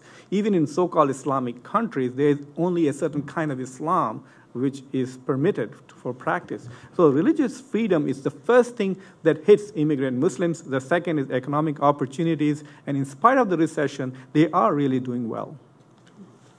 Right. I thank you for that point, because I do think understanding, Dr. Casanova made this point about the difference between America and Europe in this respect, that on the whole, people who are part of the immigration from Muslim countries have done well in the U.S., and I suspect these surveys are not a reflection about the existence of prejudice. They're a reflection on success in the United States for the most part. I lived 22 days in Oxford as a fellow and nearly 20 years in the U.S. I have more incidents of discrimination and racism that I experienced in 22 days in England than I have in 20 years in the U.S. This is a fact. Well, Peggy, over here, if we could bring a mic, and then let's do 3 questions. Here, back there, our friend, and over here. I'm sorry, way in the back, forgive me. My former student, I hope you'll forgive me. Nick.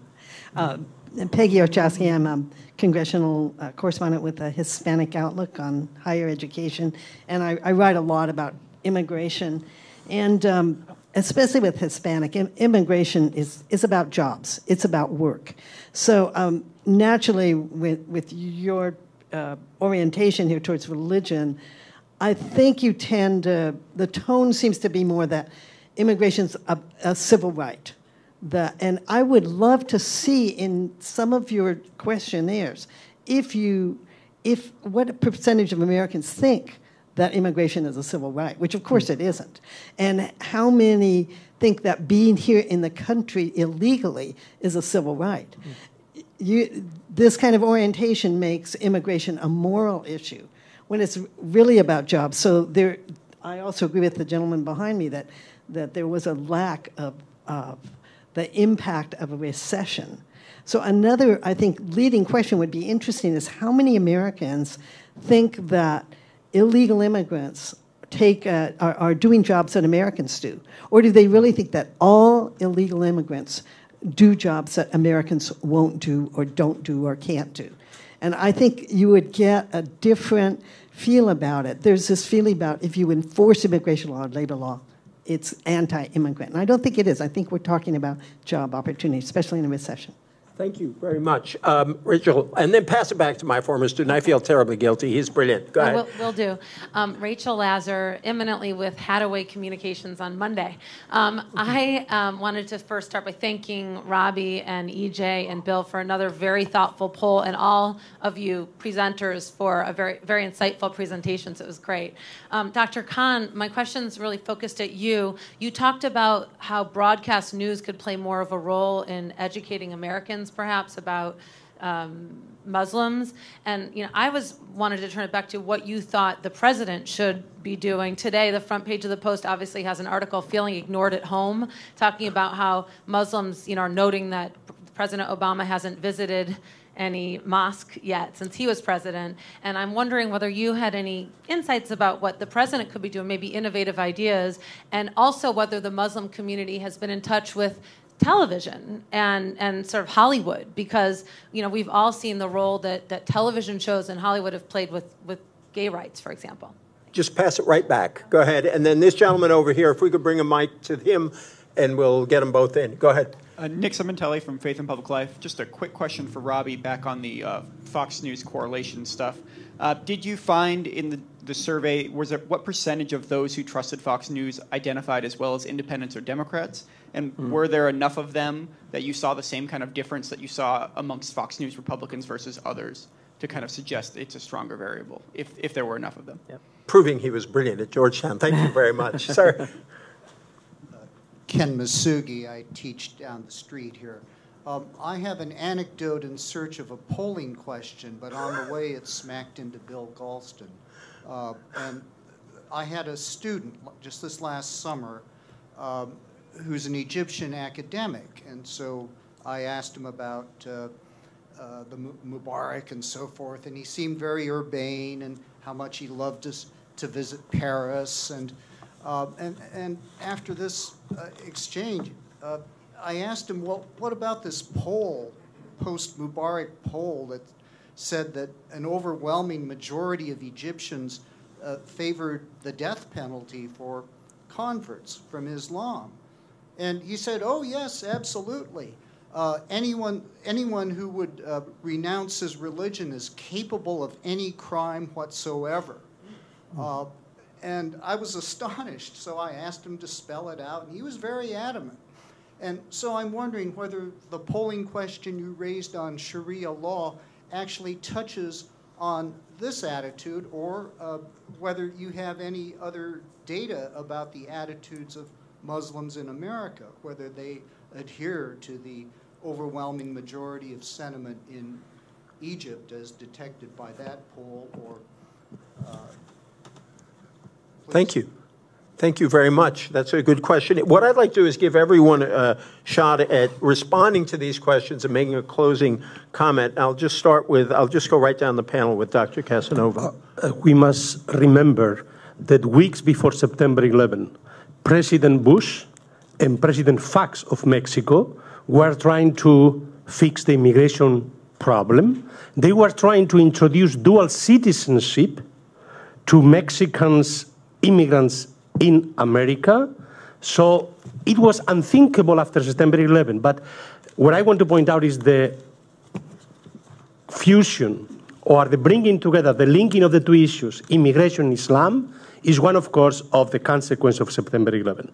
That securing the borders became a particular issue after September 11, and immigration and securing the borders, the two issues now of security and jobs, of course, in the recession.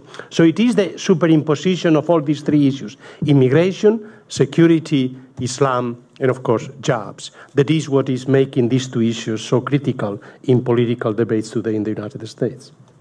Dr. Khan.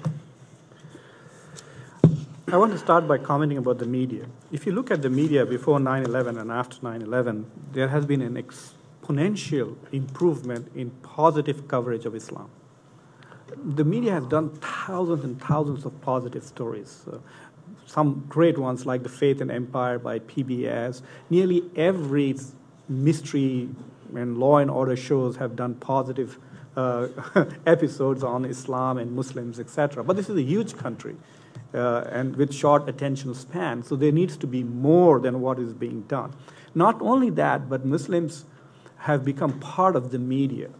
Any Muslim who could put together 3 sentences became an op-ed columnist for some major media. So every faith blog, Washington Post and Salon.com, New York Times, every newspaper has Muslims writing. So Muslims are now implicated in the media and its coverage. In spite of that, these negative attitudes towards Muslims are so enduring because of what is happening overseas.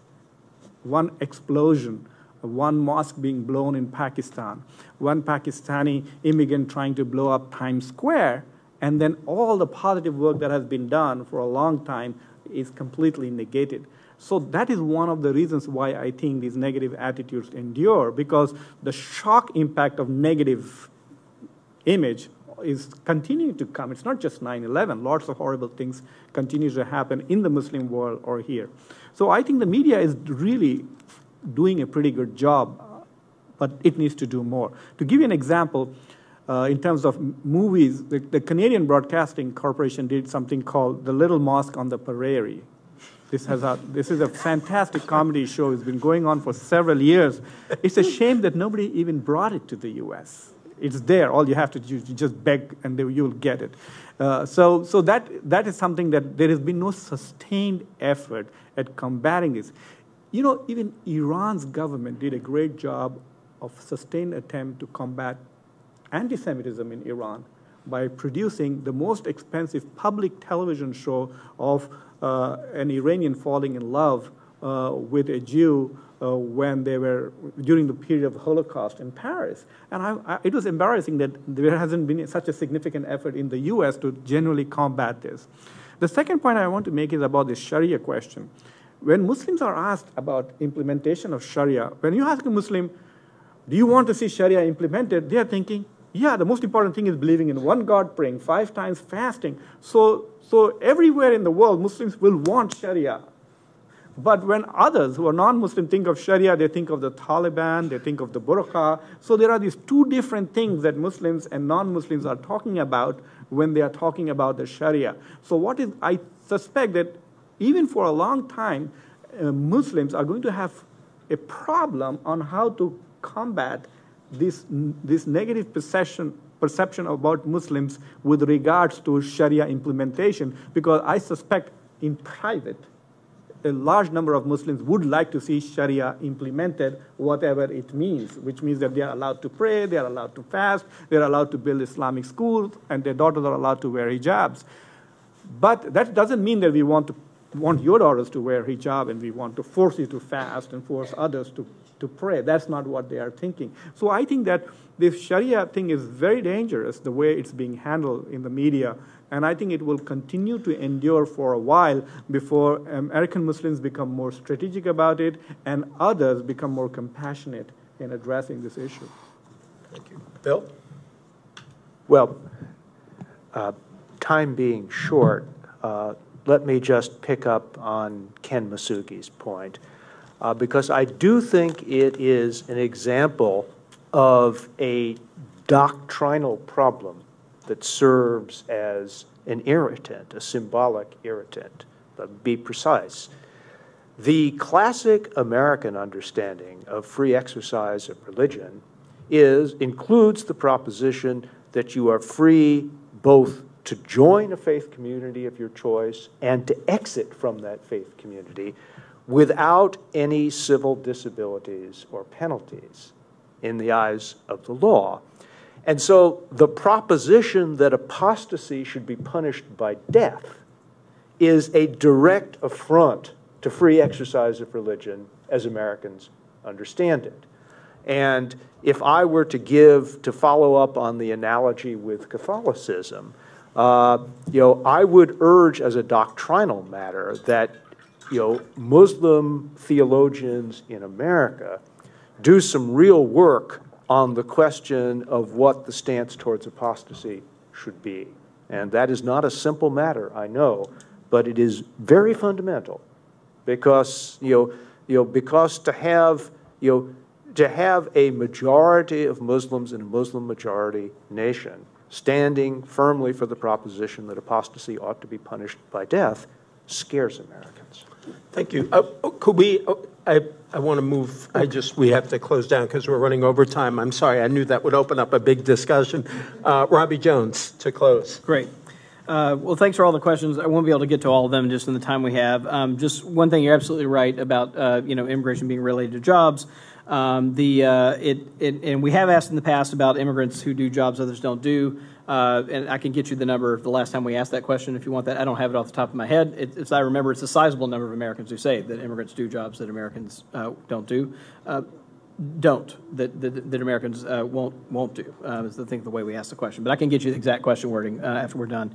And we did on immigration, we did try to ask that question in multiple ways, so to kind of get the complexity of the answer, so we can kind of see not just one shot at it, but here's how it looks if you ask it different ways, and report it out on all of them so you can see it. On the Fox News connection, and can we break it down any further? We can't break down because of sample size limitations. We can't break down independents or Democrats who say they most trust Fox News. That's mostly because that group is dominated by self-identified Republicans. Republicans, most of the groups in that. So those groups are too small to break down. The one thing to say, though, which I just want to emphasize here, is that those who say they most trust Fox, Republicans who say they most trust Fox News are sort of more opposed on both immigration and on sort of favorable attitudes toward Muslims. Republicans who say they most trust any other news source actually look like the general population on this question. So it makes quite a difference, not only in the general population, but even among more conservative groups. That Fox News effect continues to kind of have an effect there. The last thing that I think I want to say is just a kind of a bigger point that, if we kind of step back, I mean, what I think we're seeing here is, again, to go back to this term of wrestling with fear, wrestling with acceptance, wrestling with fundamental principles that go back to the founding of the country, and the idea of American exceptionalism was raised, and I think it kind of goes to why the stakes are high here, because in our previous survey that we released here in partnership with EJ and Bill and Brookings, we did find that a high number of Americans say that America has a special place in that God has granted America a special place in human history.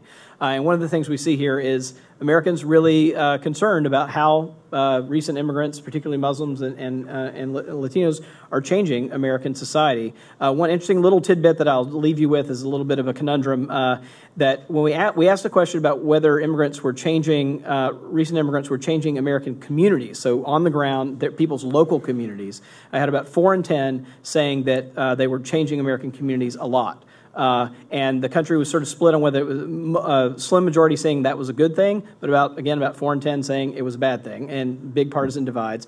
When we asked about American society, interestingly enough, we got higher rates saying that they were changing American society than we did changing communities on the ground. So there's a perception gap here that even if on the local level people aren't seeing such high levels of change, they're sensing or having a perception that immigrants are changing American society. Interestingly enough, same division, about 52% saying a good thing, about 4 in 10 saying a bad thing. Big partisan divides and big generational divides on this question. And the interesting thing there is that there was a ideological divide on the question about society, about changing perceptions of changing society. There's no ideological divide on perceptions of changing community. So that's a kind of interesting tidbit I'll kind of leave you with, these kind of differential perceptions of on the ground versus a kind of more symbolic thing, like what do we do? How does this change America and what we think of as America? And I just want to close by saying Americans often have complicated views on important questions, not only because of polarization, but also because they are torn, cross-pressured, and still working through what they think. So beware of anyone who says confidently, Americans think that, unless they add, Americans also think that. And I want to salute Robbie for reminding us of all of those alsos. And I want to thank Drs. Khan, Casanova, Galston, and Jones, and all of you, and our Twitter audience, and our highly informed C-SPAN audience for joining us today. Thank you very, very much. Great.